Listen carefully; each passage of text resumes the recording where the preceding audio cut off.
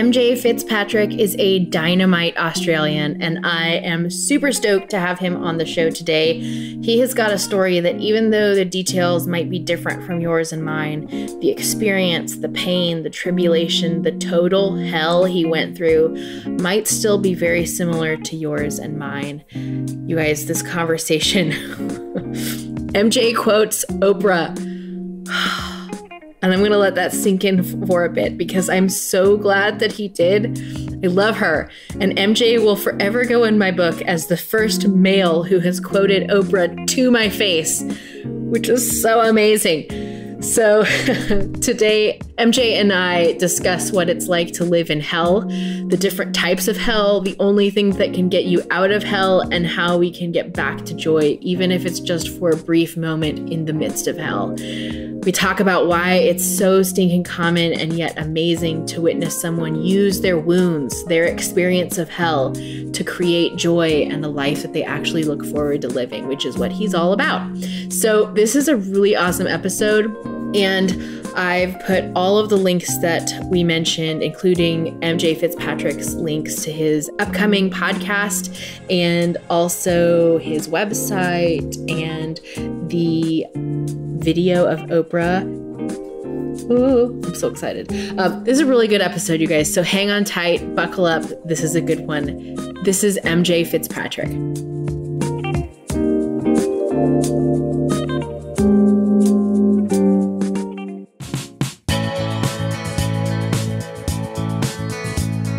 You're listening to Bare Naked Bravery, a weekly podcast hosted by me, Emily Ann Peterson. As a singer-songwriter, author, teaching artist, and creative entrepreneur, I encounter some really fascinating stories.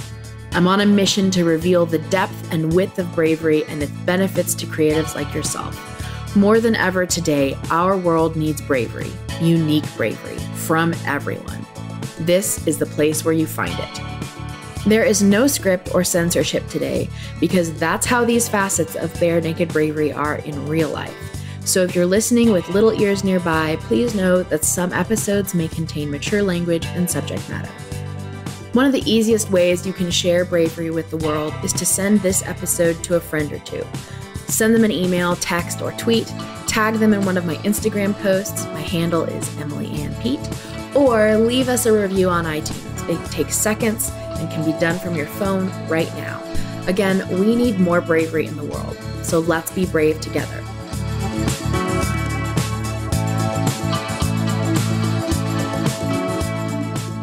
MJ, I'm so glad that you're here.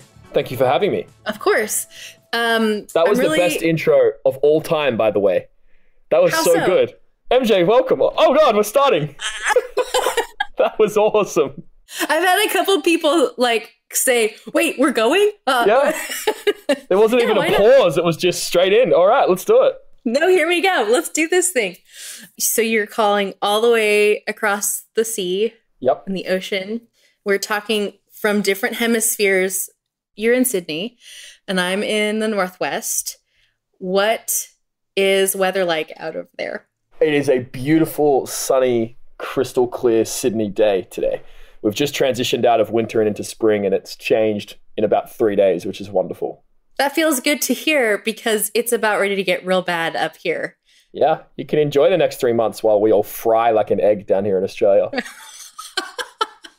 Okay. Perspective, I guess. Yeah. So a lot of our guests are nominated for the show because that's how I started with I started this show with a list of people who I thought were brave. And then when we're done with the recording, then I ask those people who they think are brave, and then I interview those people. And so some of these, we're now getting into like fourth and fifth generation of resonant bravery that has ripple affected through. And you came to us through David Schreiner-Kahn, who's a previous guest on the show. And I'm so curious to know, why do you think that he nominated you? Well, I asked him to nominate me for podcasts that he thought that I should be connected to. So as much as I wish I had an awesome reason to talk about myself, no, I literally just asked him to connect us. Well, I will say this, that I told I've told everyone there's a standing invitation that if anybody who feels like the right fit comes up Cool. now in the future, there's always an open door to nominate people. So clearly he thought you were the right fit. So I have done a little snooping on you, and I'm excited to hear some more of what you're up to and more of what you think about fear and what you think about bravery. Should we start with your personal story? Sure. How long of a personal story would you like? Because it's quite an epic. Can you do like the 10 or 15 minute version? Oh, 10 or 15 minutes. Yeah, okay, for sure. All right. I mean, you can start with the 5 minute and I can... No, that's fine. Okay, so it's just, I have had to tell this story a lot of times, and so I have like different sized versions that I can give the 90-second version or the 2-hour version. Okay, I basically teach a process that I've invented called embodiment, which is essentially teaching someone how to be themselves. I think success and fulfillment in life comes from your emotional states. If you feel great, you're going to do great things. And I think you feel the best when you're being yourself. Now, I stumbled into this work or fell into this work because I went through some pretty challenging experiences growing up. I was always the obnoxious, willful, hyperactive kid growing up, which is not a great recipe to have friends. Was very socially anxious, was hyper analytical, and was bullied, pretty extensively on and off during my schooling years. Grew up in a very small country town, had a beautiful and amazing family, but also had some like internal challenges that I was always dealing with. I was so hyper analytical that there was just this film of fear between me and the world that I had to try and interact through. And then if you're analyzing a social interaction whilst you're trying to speak to someone, it doesn't go very well because you're always a millisecond or a couple of milliseconds in the past. So was definitely the CEO and president of the friend zone growing up. I actually know how to plait hair. I spent so long around girls. I've also read all 4 Twilight books, neither of which helped me in anything that I was trying to do, by the way. So that was my life. I went through periods of getting along with people when I could kind of calibrate my humor to work, but then the probably far majority of the time I was definitely an outcast and the try-hard kid trying to get myself invited to things, which is also not a good recipe. So I moved from my small country town to Sydney, which is the biggest city in Australia, when I was 16. And I moved from a co-ed school to an all-boys boarding school. And Australia has a very interesting take on what it means to be masculine. And I moved into a hyper-competitive, hyper-hierarchical, hyper-dominance-based boarding house. Now, the thing with bullies, if you live at a normal school, is that you can leave the bullies and go home and they can't follow you. When you live at a boarding house, the bullies live where you live, often sometimes next door. And so the physical bullying certainly stepped up 10 to 15 notches. And I don't want to act like I wasn't contributing to all of this. I was a very obnoxious, very aggressive, very arrogant kid because I felt so insecure and had so little confidence and so little love for myself that I was just trying to project it outwards. So that was, my life. Didn't have a lot of friends, didn't really have a great sense of self, didn't really have any self-esteem, and just perpetually confused by my inability to talk to people and just get people to like me. I played sport for my school. And one day when I was 17, I was playing a sport called rugby union, which is basically like Australia's version of NFL. And we were in a specific type of movement and I got my head in the wrong position in that movement and actually broke my neck. So my chin got pushed down onto my chest. And if you imagine your chin where your chest is, my chin was actually down where my nipples were. So that can give you a kind of sense of how far my neck was stretched in that moment. That makes my neck hurt. Yeah, it was. I don't recommend breaking your neck. It was not a fun experience. So I have pretty crystal clear memories of this moment because of the intensity of the pain. But so I get lifted up and I fall over onto my back, and I had a pain that was so intense that it was almost like being in nirvana, because my whole consciousness was so driven by pain that there was no ego in that moment. There was just pain. So I whispered that I needed help because I was in so much pain that I felt like talking louder would have made it worse. Was taken to hospital, spent the next 4 or 5 days in hospital, and just basically was told, the first words the neurosurgeon said to me as he looked over my x-rays was, "I can't believe you're not dead." That was the number one thing that he said to me. I don't even think he said hello. He might have said hello. And so I spent the next 5 months of my life in and out of hospital, in and out of neck braces. And you take a kid who's already pretty insecure, very low emotional intelligence, hyper analytical, and you put him in a neck brace that he has to wear 24/7. It's not an ideal scenario. And my fear just magnified. Instead of it just being fear of people not going to like me, or I'm going to get bullied, or I'm going to get rejected, it was fear of, well, what happens if I'm in a car and it crashes? What happens if someone runs into me? What happens if some other small thing, which is fine for someone else, actually hits me and kills me? The bullying ramped up whilst I was at, am I allowed to swear on the podcast, by the way? Oh, fuck awesome. yes. Wait, fuck yes. Awesome. I love swearing. My nickname was Shitneck at school, or Cripple. I was on an insane amount of codeine every day to manage the pain, and just retreated so far into my head to just get away from everything because it was just too scary. And I was living on autopilot, just deep inside myself, because everything else was too scary. And so 2 days after my 18th birthday, which again made my 18th birthday really fun, I was operated on, and kind of surgeon washed his hands and said, okay, cool, you're good. That's it. You don't have to talk about the intense emotional trauma you've just been through. We don't have to talk about the fact that you just died. And the meaning that I created out of that moment was, life is chaos and I'm not in control of it. Life could end at any moment. And so what's the point in trying? That was my meaning in that story of that experience. So then I get into university, I go to college, and again, I've just come out of a period of trying to figure out why I didn't die and what's my life going to be like, and considering all of these things that you shouldn't consider at 17. At 17, your life should be about, how can I have the most fun? How can I get away from my parents? And how can I meet people of the gender that I'm really attracted to and see what we can do together? Right? That's what your normal 17-year-old's life is about. And mine was about, when's the next doctor's appointment? Am I getting better? What's my neck going to be like when I'm 60? How long do I have to be on these painkillers for? Why did I nearly die? And so I just wasn't in the right place to be surrounded by 300 people who are exploding sexually at a college. So again, my ability to get along with people was even worse in that place. I was voted fresher fuckwit, which is basically the most disliked new person at the college in my first year, which is weird that they vote on that, by the way. But this is kind of where I was. And then in my second year, I went back to college, and I just woke up one day and I had a pain in my calf, which eventually started escalating from a pain in my calf to a pain in my knee, which flowed up into my leg and then all the way up into my lower back. And what had happened just by random chance is I'd actually blown a disc and completely ruptured it between two of the bones in my back. So was this related to your previous thing? No, completely unrelated. So if you imagine that you have all these bones in your back, they have these pieces of Play-Doh in between them to make sure they don't bang on each other. And mine banged on each other in the wrong way. And so the Play-Doh burst and leaked down and pushed directly on the nerve root of the longest nerve in my body. So I went from completely healthy physically, but very unhealthy mentally, to completely incapacitated physically in a matter of weeks.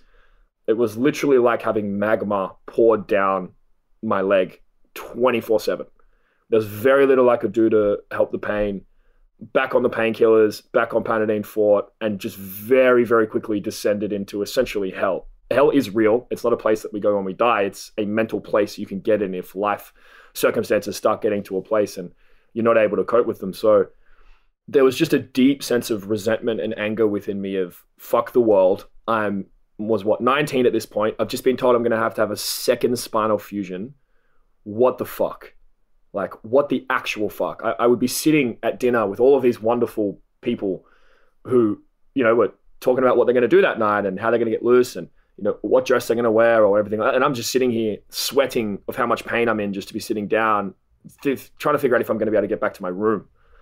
I put on 35 kilos of weight really quickly, started taking a lot of drugs, and just really descended to the place where I essentially was broken by what happened to me and just gave up.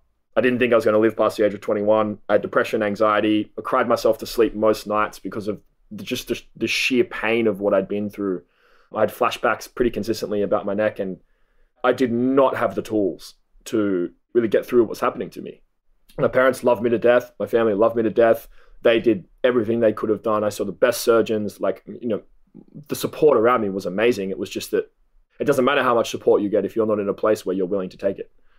So yeah, life was really fucking shit. I couldn't sleep most nights.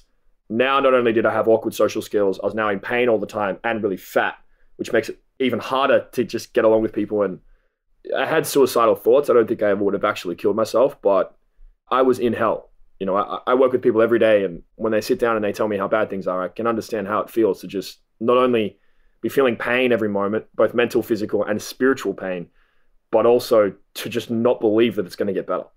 I just thought this was my life. And so I did anything that I could to get high, because if I was intoxicated, at least there was something which was pulling me away. I was addicted to a smorgasbord of substances and just became, to be honest, a very toxic human being. I mean, there's no way you can feel like this and be a good person to people.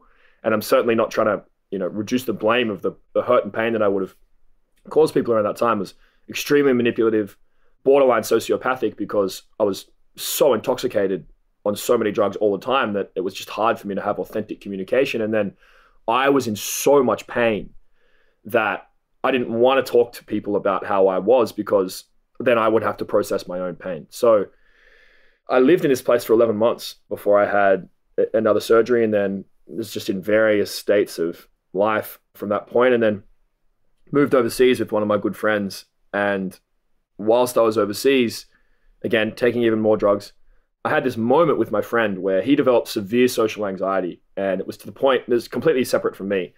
Well, maybe not completely separate to me. I don't know. It was pretty intense back then.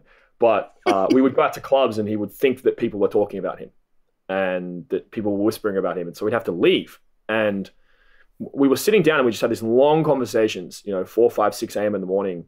My default position was, you must have created this. You haven't broken your back. You haven't broken your neck. There's nothing wrong with you physically. You just randomly got this mental health thing. We must be able to make it go away then. And we just had conversation after conversation after conversation. And eventually, through a lot of work he did on himself, or all the work he did, he was able to let it go. And in that moment, he thanked me. And when he said, thank you, my life changed, because I learned something in that moment, which is that all this pain and suffering that I was still going through and had been through since I was 17. So for the last 5 years of my life, this relentless physical pain I was battling, the mental hell I was living in, all the depression, the anxiety, everything had taught me some lessons about life and about what's important. And if I could figure those lessons out and to teach them to other people, I could tell you a Hollywood version of this story where I sound fucking awesome, but it's actually a lot more selfish than that. I realized if I helped people enough, they would feel guilty for how much I was helping them, and then they would have to say thank you to me, right? And if they said, literally, I kid you not, that's how it worked. It was like, I know that if I just keep working at helping people, they will be so happy that eventually they'll feel guilty and they'll have to say thank you to me. But that's real talk, because I know there's a lot of people who become, quote unquote, people pleasers. And actually they're not people pleasers, they're self pleasers. And they have just like the biggest egos of any of us. Yeah, 100%. Because of that reason that you just listed. And I have been there myself. Like, hey, if I help this person, then maybe they'll help me move when I need to move. And Yeah, it was a was a perpetual place of trading, but it worked. Where do you think that help economy came from? In my life? Yeah. This moment's like the pivotal moment of my life was where he said, thank you. I realized, because I felt joy for the first time in like literally 5 years. I mean, you feel joy when you're fucked off your face and that's amazing, but like real joy that didn't come from a substance, that didn't come from me manipulating someone, like just literally this raw hit of oxytocin, which came from me helping someone. And it was like I'd been stuck in a cave for 5 years and I felt the sun on my face for the first time. It was almost blinding, but it was addicting. It was like, holy, instinctively it was like, that's where I need to go, right? If everything in your life is darkness and you see a light, it doesn't matter what's going to happen. You're just going to move towards it. And so I still didn't have the emotional intelligence to really process what was happening, but I knew that that's where I needed to go. So I then had the second realization, which was I learned about, it's called the growth mindset now. Well, I didn't know that that's what it was called back then, but it was that just this idea that you could get better as a person. And that's just the simple, most beautiful idea I've ever learned, because I hated myself. I didn't like anything about myself, but it was like this huge gift of like, holy shit, it doesn't have to be this way. And if you've lived your whole life getting rejected, getting bullied, being obnoxious, being willful, not getting along with people, and you've just seen your whole life all these things that you can't have because of who you're not. To realize that that's in your control is like, it's grace or the gift of God or the universe, whatever metaphor is going to work for you. It's unbelievable. And I started attacking self-development or getting better as a person, whatever you want to call it, just with a ruthlessness and a relentlessness, which comes from, it's that or death. Like, that was it in my life. It was either I'm going to sort this out or I'm going to die. There's no gray in this life.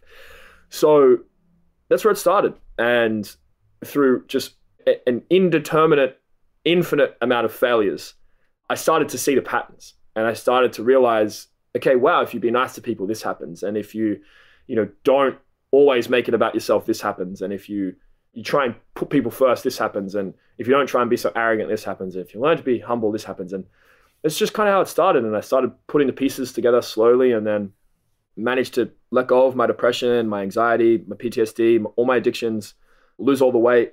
And then just along the way, started getting intensely passionate about just this whole process of, if someone like me who outside of my family, but my family is very biased.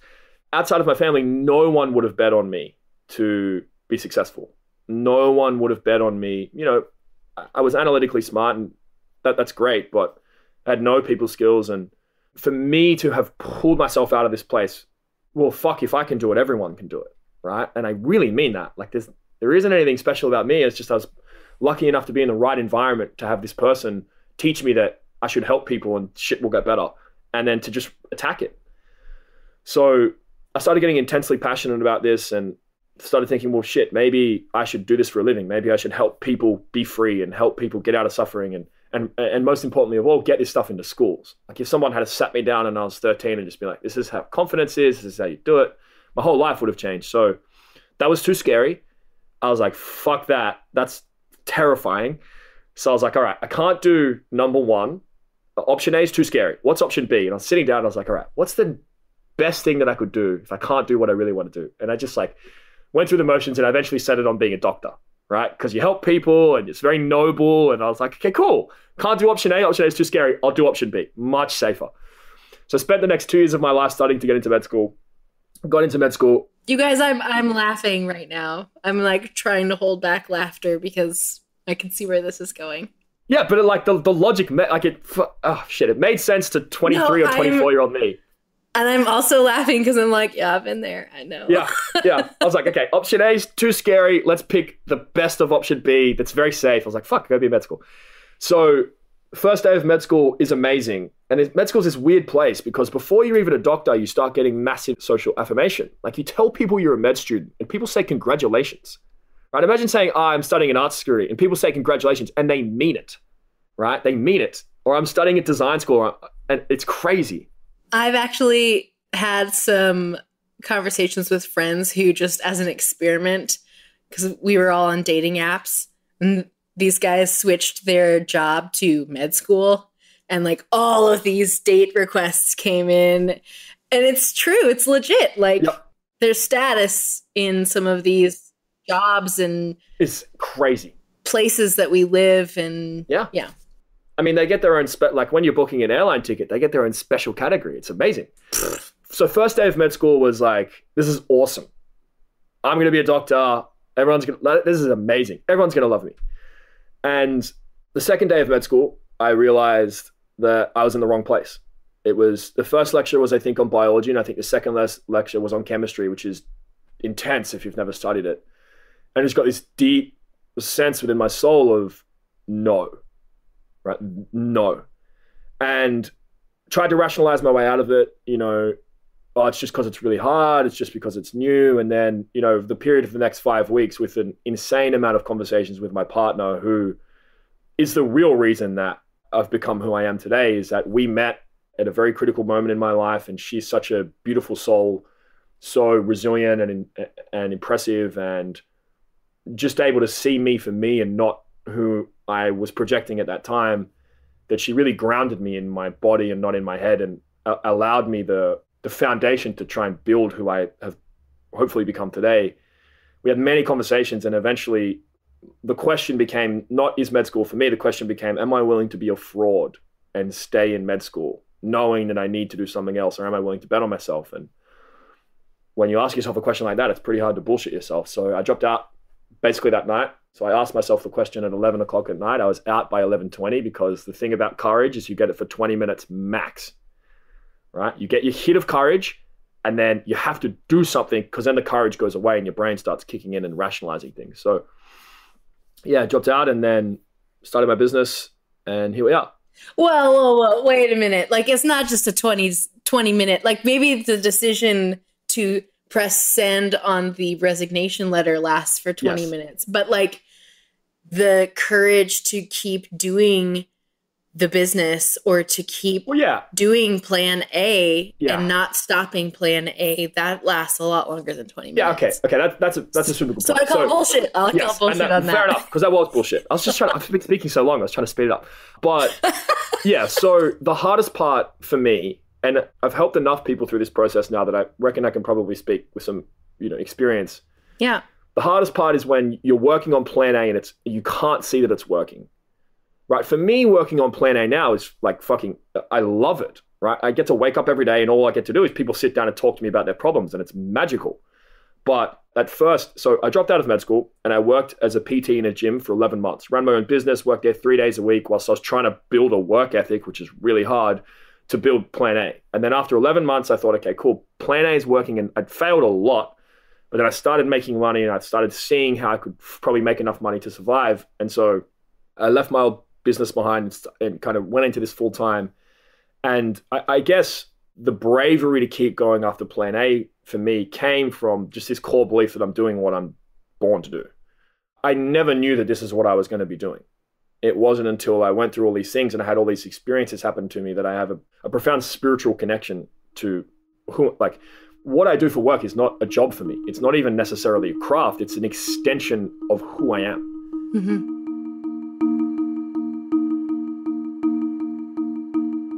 If you've ever wondered what kind of music I play, then you should check out my website, which is conveniently forwarded to if you visit barenakedbravery.com. I'm winking. You can't see it, but I'm winking at you. If you really want to know the kinds of songs that I've been writing recently and all the other stuff that I've been up to, then you should become a supporter of the show, because by being a supporter of the show through patreon.com for as little as $1 a month, you get all sorts of private access to my songwriting videos. You get access to the raw stuff, the stuff that I'm in the process of making. Not everybody gets to see that, and I wanted to open that up to you guys. So you can become a supporter of the show and become a supporter of mine and become a patron by going to patreon.com/Emily Ann Peterson, or you can just go to barenakedbravery.com/Patreon. Patreon is spelled Patreon. And I would love to have you a part of that little group of supporters, because we are small, but we are so mighty when we are brave together.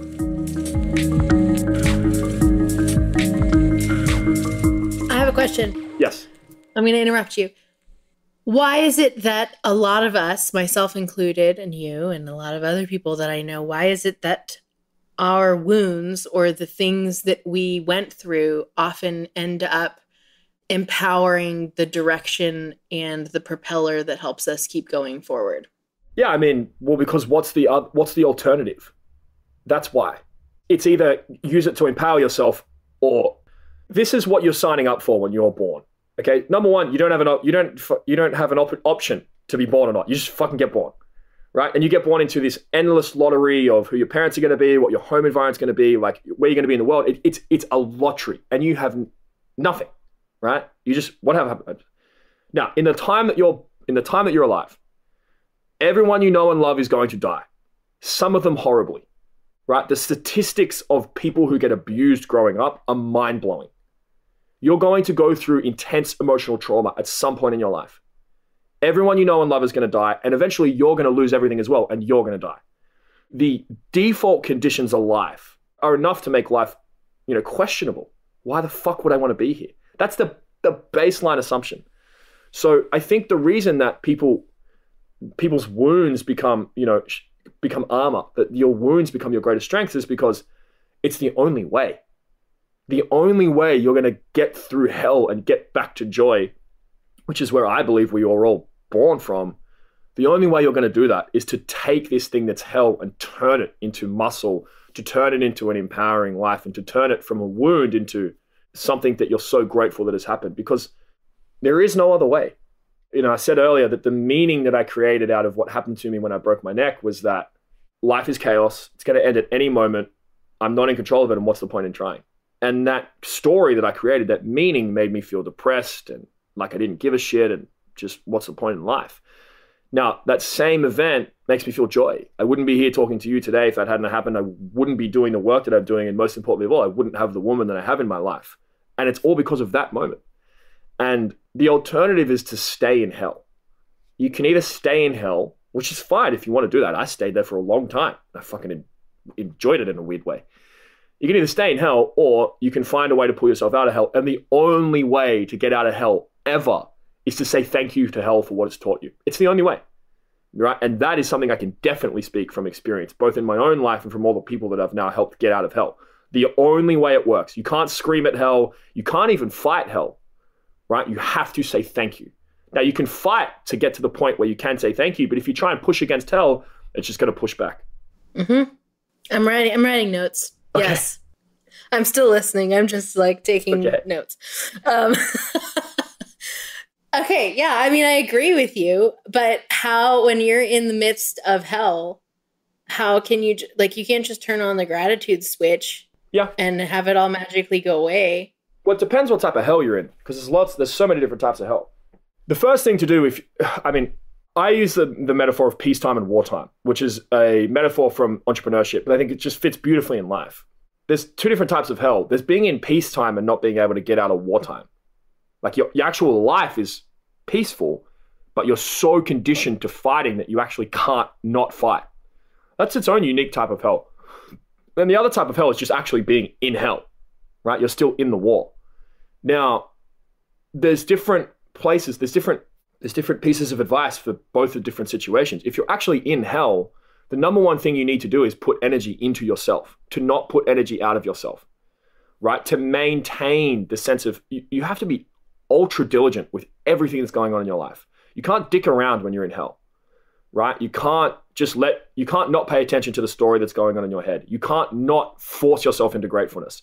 You can't stop going to the gym. You can't let your diet go out the window. You can't stop meditating, because when you're in hell, tiny actions have magnified effects, because life is so intense, right? Like if you've just gotten the phone call and I've had this happen to me, that you've just gotten off the phone and your mum is deeply unwell, right? And you have to deal with all that shock. You have to be very precise and you have to be ruthless.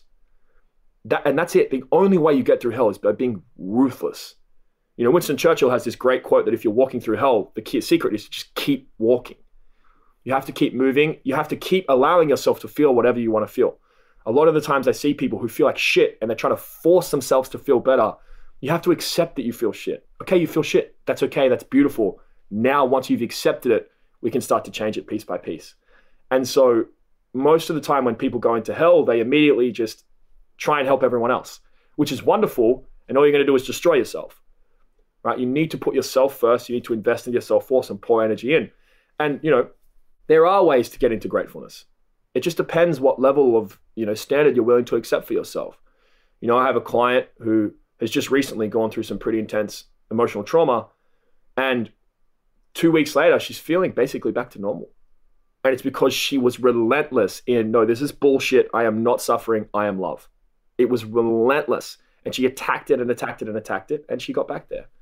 Now, that's one type of war. And that's the war that's infinitely difficult, but also pretty straightforward on how to fight, right? The real war is when you're actually in peacetime, but you've been fighting for so long that you think that you're still at war. That's hell. And I've been in that place. Oh yeah, me too. And that is the hardest and scariest thing in my just very narrow beliefs around the world for a human being to do, is to look at their brain and look at their life and say, it's okay. I don't have to fight anymore. And it is the scariest thing. Holy shit, it's so terrifying. Because your body's like, nope, if I just keep fighting, everything's going to be okay. And you actually have to say to your body, and it's like, it's this very beautiful and very sad moment, because this part of your personality that has kept you alive, you're letting it go. And for me, I felt so insignificant my whole life, and then felt so insignificant by all of these painful things that were happening to me, that I decided to push back, and I became hyper competitive and hyper, confident or arrogant. And, as I worked through it, I was able to let a lot of that, or hopefully all of the arrogance go, but I still had this just relentless competitive drive. And it was because I felt so insignificant. I needed to compete with people around me to beat them so I could feel like I was something. And the moment of my life where I let that go was one of the hardest things I've ever done, right? Because I'm sitting there with this part of my personality being like, I love you, but I need to retire you. Like, we can't keep doing this. I mean, artists do that all the time, especially with like the inner critic. Yeah. Like I grew up with specific and very intense criticism from certain people, including myself. And so I spent years and years and years not making art because the critics' voices were louder than my artist's voice. Yep. And you have to learn how to... Anne Lamott, I love Anne Lamott as a writer. She's brilliant. And her suggestion is to get some mason jars and put them above your writing desk. And then before you sit down, put one of the critics' voices in the jar, label the jar with the name of the person that belongs to, and like thank them, and then say, okay, I'm going to take you out when I'm done writing. Thanks so much. And then just like do your thing. Do the thing that makes you terrified to do, especially with those voices. Yeah, I mean, like everything that we're talking about now is we're talking at the very high end, very conceptual, very kind of mindset base. But when I'm working with someone, I have this conversation and I'm like, okay, cool, this is fucking great. Now we need to do this. Yeah. Because what we're doing right now is talking, right? And look, it's great, to have this conversation, but there is actually processes you can do to actually when I say sit down with a party personality and let it go, there are things that you can do to actually physically do that. And you've just given us a great example, right? Is like actually, put some jars up and put these things in there, and it works, right? It actually really works. So it totally works. Also, putting both hands on your chest, like right on your collarbone area, and just going, you're okay, I've got you.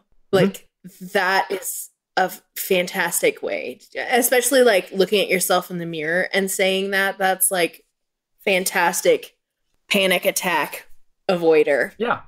And it's just the most necessary thing that you're ever going to do in your life. For you to think that you're ever going to be able to live a life of fulfillment when you have a deep sense of unworth, like literally everyone on the planet does, previously myself included, to think that you're going to be able to live a fulfilling life when you're constantly making decisions to chase validation, to make others happy, and you're not living your own authentic life is just absurd. Mm-hmm. And so for people to dismiss what you've just said is a great way to wind up not living a joyful existence. And I don't mean that in a judgmental way. It's just that I've lived both. I know what it feels like to love yourself, and I know what it feels like to don't love yourself. And one of them is definitely preferable. Let me ask you this, because I have a feeling that you'll have some thoughts on this. We live in societies, Western societies, that idolize the brain and the head and thought, or I should say the separation of brain and body, because there's also very large portions that idolize the body and not having brains and objectifying who the person looks like and what that represents in society. So what are your thoughts on that separation? And if somebody feels that separation as part of their war, how do they bridge that separation? Okay. So firstly, there's way back at the start of the conversation, I said I'd invented a process called embodiment. There's a reason it's called embodiment, right? Because it's getting in your body. So yeah, like separating your head and your body and your heart, whatever metaphor is going to work for you, is a wonderful way to cut yourself off from your intuition, to cut yourself off from the guide of your own authenticity, which is how you feel about yourself and how you feel about things. And it's also just fundamentally incorrect. Like, we are not logical beings who occasionally feel emotions. We are irrational, crazy, naked apes who occasionally have a logical thought, right? So I think you're so right. This Western world that we have and the scientific revolution we've gone on to has prioritized the IQ and this intellectual, analytical approach to life, which is great for planning and horrible for creating happiness. Now, that's kind of the answer to the first part of the question. The second question is, how do you do that? This is the most frustrating thing that I teach people, because the answer is, if you're asking how to do something, you're assuming you do not know how to do it, right? And to get from your head to your body, you need to trust yourself. Otherwise, it doesn't work, right? It's like, I call it going to Narnia. If you don't believe that Narnia exists, you're going to open the door at the back of the closet. There's going to be nothing there, right? The answer is trust. And as soon as you're asking, how do you trust? That's it. You're not going to get there. The door is shut. Now, depending on, your energy or your essence, whatever you want to call yourself, there's two ways you get to trust. You either have to surrender, right? You have to stop fighting and just surrender and trust that it's there. Take a deep breath and it will be there. Or you have to leap. You have to feel the fear that it's not going to be there, and you have to leap through it anyway. When you can do that, and you can do that repeatedly, you're living a different existence than other people. You're so connected to yourself, you're so connected to your body that if you can do this properly, I've seen it happen so many times. If you can do this properly, people do it and they get there the first time and they're a bit confused, and then they leave again and go back in their head. They do it the second time and they land there fully, and with no prompting from me, with nothing, they just start smiling. Right? It's just like people leave their mind and they get into their body and they just smile for no reason. And it's because you're connected to yourself in that moment. And every time you're properly connected to yourself, joy is effortless. It really is. It's sitting there, it's all around you. And for me, it's magical, and it's why I live, right? Just to see people make that change, I think it's so beautiful. So there are an infinite amount of ways to reach that place. But the thing that most people understand is most of the things that they're doing in their day that they really enjoy, they're doing because it fucking either deadens their mind or allows them to be in their body. The reason people play sport, the reason people do yoga, for some people, the reason they have sex, the reason you watch TV, like so much of your life is actually structured to either quieten your mind, right? So you can just be free of it for a brief second, or is actually to directly get you into your body, which is anything you're doing that brings you flow. So we're all doing it anyway. And we all need to do it anyway. So instead of using these external devices to get you in there, why don't you just put in the effort? And it is a lot of effort, and learn how to do this yourself. Now, the only reason that I figured this out myself is because I used to have anxiety that was so bad. The best part of my day was when I woke up, because I was not anxious. And then I had my first anxious thought, and I was just stuck in hell for the rest of the day. And the only reason I've gotten to here is because I had to. Again, it was life or death, right? I had this huge thing pushing on my head.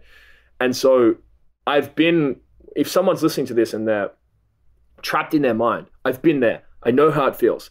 The answer is to not try and fight your mind. If you fight your mind, it's just going to get stronger. The answer is to say thank you. Everything your mind is doing, even when you feel like it's hating you, is built to protect you. Everything is built to protect you, right? Now, your logical brain protects you by trying to analyze every single thing that could ever possibly happen to prepare you for it. And your emotional mind tries to protect you by trying to modify your behavior. If you grow up and you get rejected a lot, your brain will look at that and will say, okay, we have to avoid that rejection. So I'm going to make you feel shy, or I'm going to make you feel anxious, or I'm going to make you feel, like you don't belong, because then you'll avoid putting yourself out there, and so you won't get rejected. Now, your brain doesn't look at the world in gray, it's black and white. So it doesn't care that by worrying about getting rejected, you're going to maximize your chances of getting rejected. It's not interested in that, right? It's a monkey's brain. It doesn't want to look that far ahead. So it sounds so insane. And I see it with people when I have people sitting down, they've had anxiety for 4 years, and I'm like, cool, we need to say thank you to your anxiety. And then in that moment, they're like, I've had to learn to preempt it now. I've been like, don't get angry with what I'm about to say, but it is the answer. And if you just sit I've seen this happen, like if you just sit down and you just say thank you, and you really mean it, right? Like the intention of your brain is always to protect you. It may not feel that way, and sometimes it may feel like the opposite, but it's the truth. And if you can just say thank you, this is what you were saying before when you're looking in the mirror and you've got your hands on your collarbone and you're saying, I've got you. What you're saying to your brain is it's okay, right? We're going to be okay. Your brain is always assessing your environment because it thinks you're going to die. And so if you can look and think about the profound love your brain has for you by trying to protect you, then you can step out of your mind, and you'll step out of your mind for like a second and a half if you do it well, and then you'll be back in your mind, and it's okay. It doesn't mean that it didn't work. It just means we have to do it more and more and more. And one of the great I think, absurdities of life is unless you literally reach enlightenment, literally, no matter how good you get at getting out of your mind and getting into your love, you're always going to leave. Always. Forever. And that's okay. And that's okay. And if you can just accept that, oh shit, I'm back in my mind, let's go back to love, then, in my vernacular, that means you're free. You're really free. And you can just live a life of joy and of giving, and you're aware that you'll always go back into your mind, and you accept that as part of life. Then, life's really beautiful. And it's the opposite of being in hell, because you can feel your effortless joy and you can step out of your mind, and it's a wonderful place to be. And I think it's all of our destiny. I think it's really what we're here to be, is to be here and to be into love and to be free of all the shit that's going to happen to us, irrespective of whether we like it or not. You can be the nicest person in life, and life's still going to punch you in the face because it's just life. Yeah. You have to put in the work. Yeah. But if you can just take responsibility for your own life and take responsibility for your own mind and own it and realize it's not your fault. No one decided that they wanted to get beaten up growing up. No one decided that they wanted to have a parent kill themselves growing up. We didn't decide any of this. It's just fucking happened. But if you can take responsibility for it and realize it's not our fault, but it did happen, so we have to work on it, then it's a long process. But if you put in the work and you keep trying, you do get to Narnia. And it's fucking awesome. And you also get to Narnia realizing that you're always going to leave. And that's okay too. And you can just be free and really be who you are in your heart. And I think, that's, for me, that's what bravery is going through that process. And once you're there, you just have so much joy to give. And to quote Oprah, it's not, my cup is empty, here's the little bit I've got left. It's, my cup is overflowing. I have filled myself up so much that I have too much and I want to give it to you. And when you're in that place, life's fucking awesome. You are the first male who has quoted Oprah to me. I love Oprah. Oh my God. So I used to be like, Psh, Oprah. And then she has this speech at Stanford where you can Google it. It's Oprah Stanford School of Business. And it's incredible. The wisdom. I mean, I'm a public speaker, so not only do I nerd out about how she delivers her words, because she speaks so simply, but so profoundly. And if you know anything about mastery, it's not speaking 100 different words that are all very fancy. Mastery is when you can say those 100 words in 10 words in a way that a 5-year-old can understand. So she has this profound command of the English language. But even deeper than that, the wisdom that she speaks with is insane. Oh, I'm with you. Oh my God. It's I just insane. wanted to make that note. I just wanted to underline the fact that you Awesome. quoted Oprah. I acknowledge and affirm that. She's the boss. Oh. She is. She's the boss of a lot of things. Let me ask you this, because you have a fun new project. I do. Podcast project. And you're talking with anonymous people and working them through this kind of stuff. Is that what I understand? You nailed it. So, I mean, it's called Breaking Fear. And if anyone wants to be on the podcast, they can literally just go on my website. You're welcome to come on it if you want, by the way. Okay, I'm in. You can literally just go on my podcast and there's a link that you can fill out. I'll send you a form, and I know nothing. I'll obviously know a little bit about you, but these people that I meet, I know nothing about them. I'm not trying to sell them anything. It's just literally we sit down and we just have a conversation, and they tell me whatever the fuck's going on in their life, from I'm stuck in the past because of trauma I've been through, to I'm in a horrible relationship, to my life's awesome, but I don't feel connected to it. And we're not talking about procrastination. I actually specifically put this in the link. I'm not talking to anyone about procrastination or how to find work-life balance. No, that's not what this is about. And we work with people. And the point of the podcast is we all grow and live through stories. And if you've ever been to any sort of self-development seminar, it's when some other person gets up and be courageous that you unlock. And you're like, wow, if they can do that, I can do that too. And I think all I want to do is create experiences for people where we can have access to their stories whenever we want.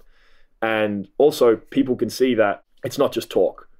Like, people can actually see that I'm not just walking around spraying to people that I can help them. It's the shit works. And I think it's absurd to think that you can help people for a living and that they have to pay you to see what that's like. That's so insane.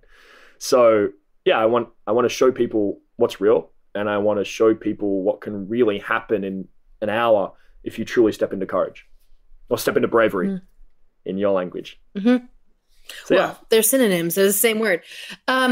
We talk a lot about the 3 kinds of bravery here on the show: internal bravery, external bravery, and resonant bravery. And that has to do with like the subjectivity and objectivity of bravery. So just because someone sees you do something brave doesn't mean that you feel brave or consider that thing brave. So someone watching you do the thing that they think is brave, that's resonant bravery. They're experiencing resonant bravery because they're feeling bravery secondhand. Yeah. And I'm so excited to hear your show because it sounds like it's just resonant bravery all over the place. 100%. Yeah. So I actually have never heard that metaphor before. That's amazing. The whole point is to build, I call it breaking fear for a reason. It's not about conquering your challenges. It's like, okay, cool. Where's this fear? And let's eradicate it. Let's break it apart and put you into bravery. And it's so that we can all listen to it and have this resonant experience of like, holy shit, I've just heard this person overcome this. I can deal with my problems. All right, I can sort this out. Like, it's going to be okay. And I think I've certainly had those experiences before. And so, yeah, I want to help create them for other people. Yeah, I'm excited. I'm really excited for this. Well, should we end there? Or do you have any questions? Or should we dive into something like Oprah again? Should we dive into talk something some like more about Oprah? Well, let's have you back and we'll talk about Oprah the whole time. I would love to. Yeah, she's the boss. Oh my God. I am so grateful that you came on the show and set aside some of your morning, my evening to make this happen. It's been so exciting. Awesome. I'm excited. Well, thank you so much. Yeah, it's been super fun. Your interview skills they live up to their expectation. Oh, good. Well, when you have amazing stories, it's really just a matter of like pulling the plug and letting it go. So thank you for coming. It's awesome. Today's brave takeaway is to pop into the Facebook community, the Bare Naked Bravery community, and post your own experience of hell versus gratitude. What kind of hell have you experienced? What made it go away, if at all? And where are you now with gratitude versus hell? So I know that this is kind of a gutsy thing to do in a Facebook community filled with people that you may or may not know very well. But the folks in the Bare Naked Bravery community are so fantastic that if you are currently in the midst of a hell, and I know that without a shadow of a doubt, those folks will, one, know what it's like, even if it's a little bit different than yours. Two, they would love nothing more than to help you through it, even if that just means listening. So I'm speaking for myself, but I know that that's probably true for a lot of the folks in that community. And it's a really safe place to vent your grief and the stuff that's not really working quite right, because not everything works out quite right. And it's okay to still find bravery in the midst of all of that. So if you are not a member of the Facebook group yet, then you can join us by going to barenakedbravery.com/join, and you'll get a link to join us. And you'll also get some other free fun things as well. But more than anything, we would love for you to join us and, just find that little tiny seed of joy, even if it's a brief respite from a total hellhole and a war that you're going through at the moment. But speaking from somebody who has been through it and has come out of on the other end, mostly in one piece, it's worth it. It really is. So please reach out to me or somebody in the group, or you can keep in touch with MJ by visiting him through barenakedbravery.com and check out his links in the show notes for this episode. He's really approachable and wonderful guy, and I know that he'd be willing to help you, including help you out on his podcast if you've got the guts to be an anonymous, guinea pig for his podcast. That'd be really fun. And I probably will show up on his podcast someday soon. So if you are digging the music in today's episode, that's because it's brought to you by Lee Rosevere. And you can find out more about all the artists and musicians and other sponsors of the show by going to barenakedbravery.com/sponsors. And I'm super looking forward to being with you next week. We have some awesome things in store for you. Until then, I have one message for you. It's this: be yourself, be vulnerable, be improvisational, be imaginative. You'll end up being inspirational to a lot of other people. And that means that you'll end up also being brave. and I know that the world really needs your bare naked bravery.